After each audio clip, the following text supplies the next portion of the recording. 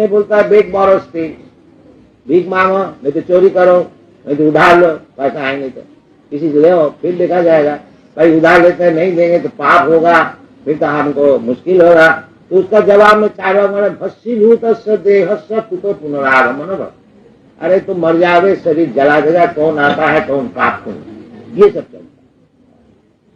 ये सब नास्तिक आज नहीं है, वो पहले भी था।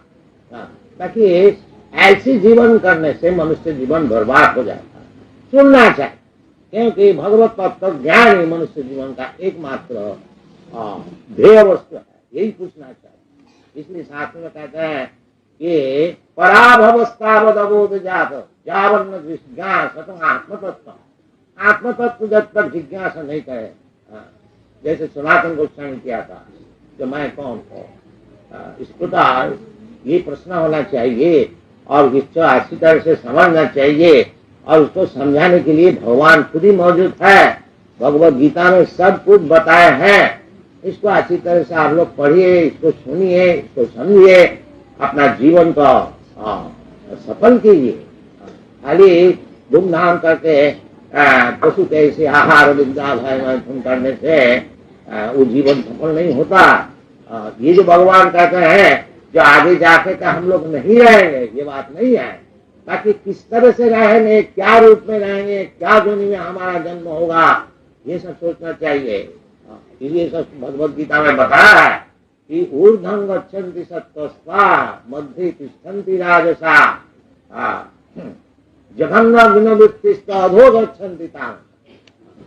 जो लोग सात्विक गुण को लाभ क्या है, उनको वो सब ऊर्ध्व लोक में जाते हैं।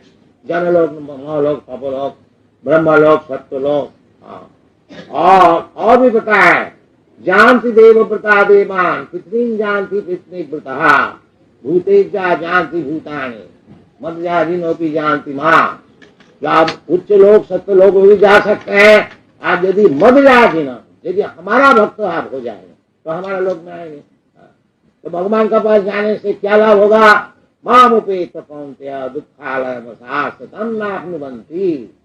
भगवत धाम में जाने से फिर हमको किसी को जो भगवत भक्त हो गया उसको ये दुःखालयमसास्तता, ये जो दुनिया है दुख का आलय है, और वो भी सब दिन के लिए नहीं, इधर छोड़ना ही पड़ेगा। जितना हम अच्छी तरह से मोटा ताजा मकान बनाए, एक दिन बस जमराज का दिन छोड़ो जी चलो इधर, बस छोड़नी पड़ेगा। ये सब सोचना चाहिए कि आगे जाके क्या दुनिया में हमारा जन्म होगा, किधर जाए। भगवान सभी कहते हैं मध्याजिनों की जानती। तो इसलिए मनुष्य जीवन में यदि कुछ कोशिश करना है किस तरह से भगवान का पास हम लोग जा सके, उसके लिए कोशिश। इसका नाम है कृष्ण कॉन्शसनेस। ये हम लोग सिखाते हैं कि किस तरह से भगवान का पास सब जा सके। और किस तरह से जाएंगे? केवल कृष्ण को समझने से। तात्विक वो भी भगवान बताया जन्म कर्म में दिव्यम जो जानाति तत्व, कोई तत्व तात्विक। केवल यदि कृष्ण का समझ लिया तात्विक भगवान कृष्ण क्या चीज है, तो फिर क्या लाभ होता है?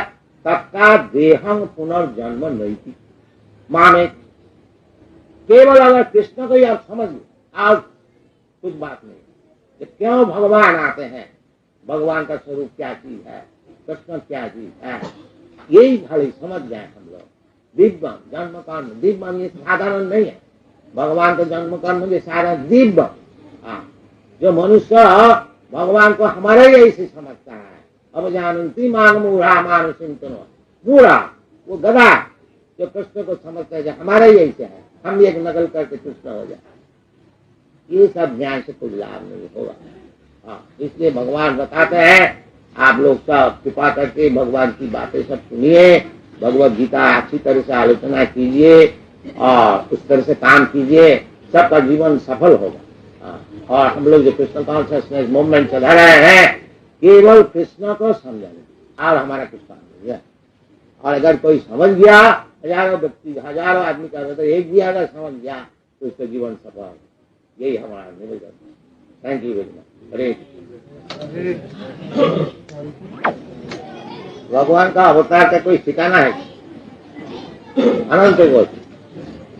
वो शास्त्र में कहते हैं जैसे समुद्र का वो तूफान होता है ना, कोई बैठ बैठ कर गिने तो गिन सकता है, उसी प्रकार है। समुद्र का बात नदी में बैठ जाइए, कितना शोर जा रहा है, 1 2 3 4 दिन से जाइए, जीवन भर पता नहीं चलता। रामादिमूर्ति से कला नियमेन सिद्धं नाना अवतार मकरद भुवनेश किंतु कृष्ण स्वयं समय स्वयं समव परम कुमार। बाकी भगवान कहते हैं अहम सर्वस्व, जितना इंकारनेशन है उस सबका कारण मैं, ये समझना चाहिए। अहम सर्वस्व प्रभव मत सर्वं प्रवर्तक, जितना इंकारनेशन है, अवतार है, सब हमसे ही होता है। इति मत्या भजन्ते मान बूझा भाव समन्वय, इतना ही हम लोग अगर समझ जाए कि भगवान का अनंत कोटि अवतार, सब अवतार भगवान से ही होता है, इतना ही अगर कोई समझ जाए तो वो उसका जीवन सफल हो जाए। इति मत्या भजन्ते मान बूझा भाव समन्वय। हाँ, बाकी वो जो अवतार है ऐसे नहीं कोई भी आके खड़ा हो जाए हम भगवान का अवतार, नहीं, उसको शास्त्र से प्रमाण होना चाहिए। जितने अवतार है शास्त्र में सब प्रमाण, ऐसी बात नहीं है कोई आके खड़ा हो गया हम भगवान का अवतार, नहीं, ये बात शास्त्र सिद्धांत। डोंट एक्सेप्ट चीप अवतार, दैट्स नॉट गुड।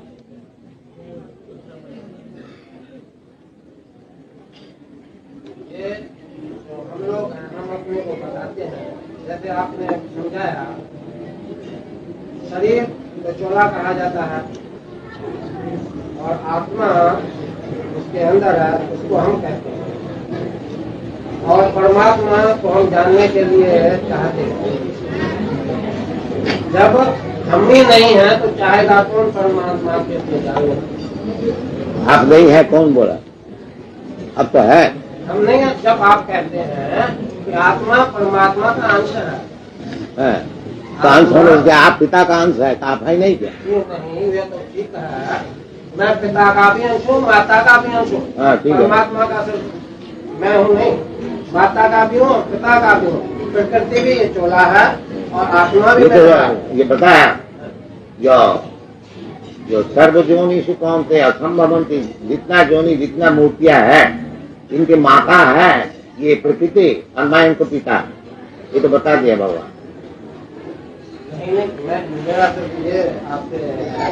नहीं, ये प्रश्न देखिए, सुनिए, जैसा आप है, आप जैसा बताया कि आप पिता का भी अंश है, माता जी का अंश है। अब सुनिए ना इसको, तो पिताजी का जो अंश है आप, वो जीवात्मा है, और माता का जी जो अंश है वो आपका शरीर है, भौतिक शरीर। क्या बोल रहे हैं? तो परमात्मा को कहते हैं सर्वज्ञ। जब आत्मा परमात्मा का अंश है तो अल्प भी क्यों है? तो आपका पिता सर्वज्ञ है, सब कुछ जानता, आप जानता है सब कुछ। यही तो मैं कहता हूँ, ये होता है तो पिता पंडित हो सकता है, बाकी पुत्र मूर्ख भी हो सकता है। तो मूर्ख पुत्र और पंडित पिता से समान कैसा है? नहीं, जैसा समुद्र है, पानी की बिंदु भी वैसे ही होती है, उससे अलग नहीं होती। जो जो उसमें विटामिन है, जो जो उसमें खार है, जो जो है वो बिंदु में भी है, समुद्र में भी वही है। तो हम सर्वज्ञ है, मैं तो अल्पज्ञ हूँ, अल्पज्ञता कहाँ से है? और जो समुद्र का जो बूंद है वो तो अल्प है ना, वो तो इसका आपको दिमाग आपका है नहीं, वो जो बूंद है वो अल्प है कि नहीं? ये समुद्र का बूंद है, अल्प है नहीं, आप समझते हैं? आपके दिमाग में क्या है?